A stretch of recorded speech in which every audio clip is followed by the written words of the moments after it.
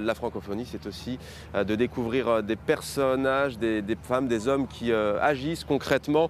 On va aujourd'hui découvrir ensemble Sarah Beydoun qui a créé une marque de sacs qui s'appelle Sarasbag, qui sont portés par notamment l'épouse de George Clooney, Amal Clooney, qui sont portés par des actrices comme Nadine Labaki, réalisatrice également, ou encore par la comédienne française Catherine Deneuve, par la reine Rania de Jordanie. Mais vous allez le voir, derrière l'entreprise commerciale, il y a tout un projet social, puisque Sarah Beydoun a voulu venir en aide à ces femmes reléguées, emprisonnées, qui ont, pour certaines d'entre elles, été prostituées. L'aventure est née il y a 15 ans.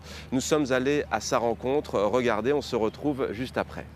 J'ai fait des études en sociologie et pour rédiger mon mémoire, j'ai passé 6 mois comme volontaire auprès des femmes qui passent dans des situations difficiles et qui essayent de se réintégrer dans la société. Je me suis rendu compte que ces femmes ne peuvent s'en sortir que si elles suivent des formations professionnelles. Alors j'ai commencé un programme de réhabilitation dans la prison de Baabda. J'ai commencé à leur fournir les matériaux premiers nécessaires pour la production de nos créations et à les entraîner sur tous les travaux manuels comme le crochet, la broderie, les paillettes. Et c'est ainsi qu'a commencé l'aventure de Sarasbag. Avec le temps, ces femmes commençaient à sortir du prison. Alors, on s'est mis à sélectionner les plus douées d'entre elles et de les faire travailler avec nous aussi. Ces femmes travaillent de leur foyer et font travailler d'autres femmes dans leurs environnements. Ainsi, le network de Sarasbag compte 200 femmes déjà.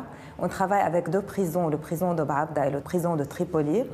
C'est une idée qui a commencé comme un engagement social et avec le temps est devenue une entreprise commerciale, mais qui a toujours comme but de supporter une cause sociale. Alors Sarah, vous faites partie de cette société civile libanaise très active. Il y a un contexte régional tendu, violent, et pourtant donc la société civile est toujours debout. Comment l'expliquez-vous ? Je crois qu'à cause du manque de support gouvernemental, la société civile essaye de son mieux de combler ce vide.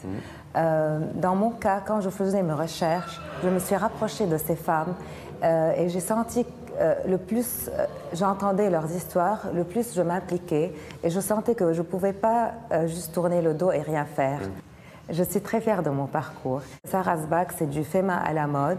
On crée des sacs qui emploient et met en valeur l'artisanat. Sans sacrifier la finition, le goût esthétique et aussi les techniques modernes. Je travaille maintenant avec une équipe qui est hautement professionnelle, de designers, dans le marketing, dans le design, dans la distribution.